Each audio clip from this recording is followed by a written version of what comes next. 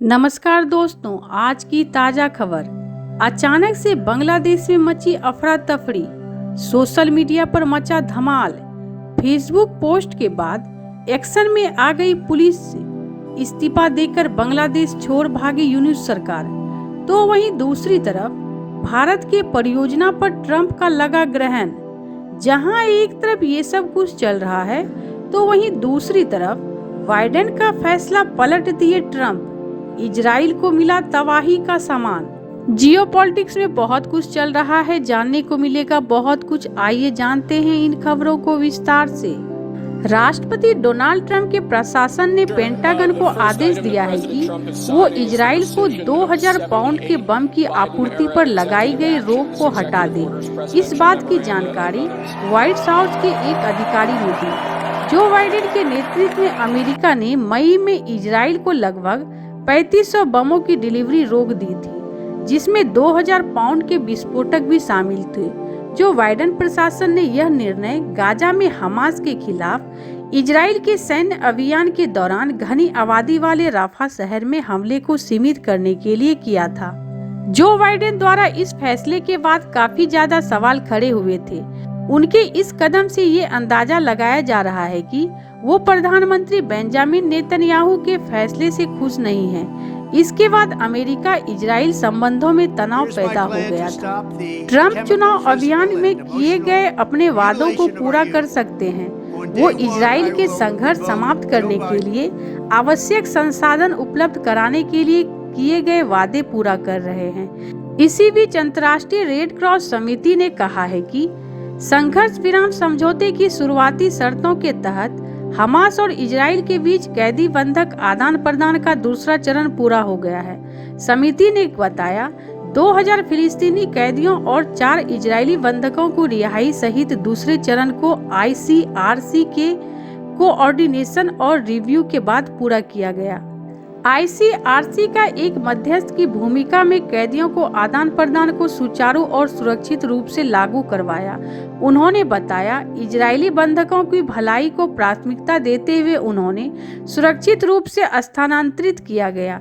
वहीं दूसरी तरफ फिलिस्तीनी कैदियों को इजरायली हिरासत सेंटर में रिहा किया गया।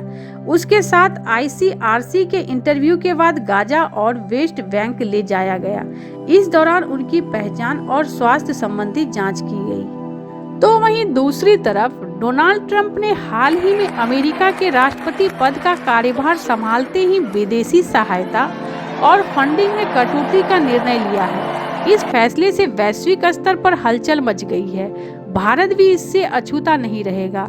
अमेरिकी मिशन ने भारत में चल रही परियोजनाओं पर इस प्रभाव की समीक्षा शुरू कर दी है, जिससे यह पता चल सके कि मौजूदा फंडिंग और परियोजनाओं पर कार्यकारी आदेशों का क्या असर पड़ेगा।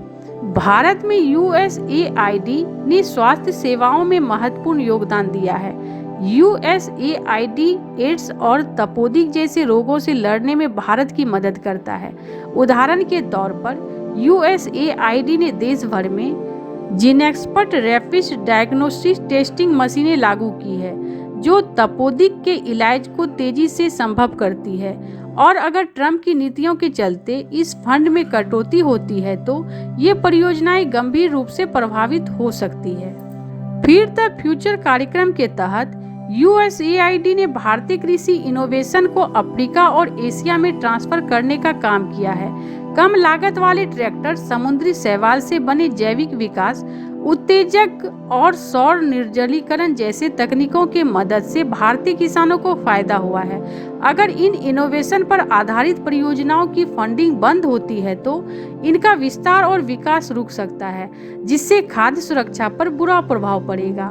रील अलायंस जैसी परियोजनाओं के माध्यम से USAID भारत में प्राथमिक शिक्षा में सुधार के लिए काम कर रहा है। यह परियोजनाएं कम आयु वाले बच्चों को पढ़ाने के कौशल को सुधारने में मदद करती है।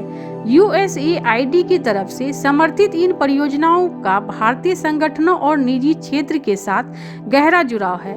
अगर फंडिंग में कटौती होती है तो इन परियोजनाओं का संचालन कठिन हो जाएगा, जिससे शिक्षा क्षेत्र में विकास की गति धीमी हो सकती है। अमेरिकी विदेश मंत्री मार्को रूबियो ने एक आंतरिक आदेश के माध्यम से सभी विदेशी सहायता वितरण को रोकने का निर्देश दिया है। फाइनेंशियल टाइम्स की रिपोर्ट के अनुसार यह समीक्षा अवधि 85 दिनों तक चल सकती है, जिसके दौरान सैकड़ों अमेरिकी विदेशी सहायता अनुबंधों का भविष्य अनिश्चित रहेगा। यह समीक्षा फंडिंग को 3 महीने तक रोक सकती है, जिससे स्वास्थ्य, शिक्षा और कृषि जैसे महत्वपूर्ण क्षेत्रों में विकास प्रभावित हो सकता है। इस प्रक्रिया के अंत तक USAID की कई परियोजनाओं को फिर से शुरू किया जा सकता है या बंद किया जा सकता है, जिससे भारत को विशेष रूप से नुकसान हो सकता है। USAID भारत में बाल और मातृ मृत्यु दर को कम करने, तपेदिक और एड्स के खिलाफ लड़ाई और ग्लोबल क्लाइमेट चेंज पहल में मदद करता है। अगर फंडिंग कटौती होती है तो यह भारत की स्वास्थ्य सेवाओं पर भारी असर डाल सकता है। इसके अलावा USAID के माध्यम से भारतीय कृषि में चल रहे नवाचारों का रुकना भारतीय किसानों की आय और उत्पादन पर भी असर डालेगा। डोनाल्ड ट्रंप की नई नीतियों के तहत विदेशी सहायता में कटौती से भारत की स्वास्थ्य, कृषि और शिक्षा जैसे महत्वपूर्ण क्षेत्रों पर गंभीर प्रभाव पड़ सकता है। USAID की परियोजनाओं पर अस्थायी रोक से भारत में स्वास्थ्य सेवाओं और कृषि विकास में बाधा आएगी। यह निर्णय भारत के विकास और अमेरिकी सहायता कार्यक्रम के भविष्य को अनिश्चितता में डालना है, जिससे आने वाले समय में बड़े पैमाने पर असर देखने को मिल सकता है। जहां एक तरफ ये सब कुछ चल रहा है तो वहीं दूसरी तरफ बांग्लादेश पुलिस ने सोशल मीडिया प्लेटफॉर्म फेसबुक पर डॉक्टर मोहम्मद यूनुस के इस्तीफे और भागने की अफवाह फैलाने वाले युवकों को गिरफ्तार कर लिया है। पुलिस इन युवकों को तब गिरफ्तार किया जब वो VNP जामत नेताओं के घरों पर हमला करने की तैयारी कर रहे थे। गिरफ्तार किए गए युवकों की पहचान इब्राहिम खलील उर्फ रसेल और गोलाल केवड़िया उर्फ लिटन के रूप में हुई है। आरोपियों को नोआखाली मुख्य न्यायिक मजिस्ट्रेट कोर्ट में पेश किया जाएगा। इससे पहले शुक्रवार रात करीब 8 बजे उन्हें मोहम्मदपुर यूनियन में बांसा बाजार से हिरासत में लिया गया था। पुलिस और स्थानीय लोगों के अनुसार फेसबुक पर मुख्य सलाहकार डॉक्टर यूनुस के इस्तीफे की अफवाह सुनने के बाद युवा लीग के कार्यकर्ताओं के एक समूह ने शुक्रवार शाम को मोहम्मदपुर यूनियन के बांसा बाजार में प्रदर्शन किया, जिससे क्षेत्र में तनाव पैदा हो गया। खबर मिलते ही पुलिस मौके पर पहुंची और स्थानीय लोगों को मदद से तीनों व्यक्तियों को गिरफ्तार कर थाने ले आई। रसेल मोहम्मदपुर यूनियन युवा लीग का सदस्य है, जबकि लिटन स्थानीय अवामी लीग से जुड़ा हुआ है। घटना की पुष्टि करते हुए चटकील पुलिस स्टेशन के प्रभारी अधिकारी फिरोज उद्दीन चौधरी ने कहा, 20-30 अवामी लीग कार्यकर्ताओं के प्रदर्शन की खबर सुनकर पुलिस मौके पर गई। बाद में स्थानीय लोगों की मदद से 2 लोगों को हिरासत में लेकर थाने लाया गया।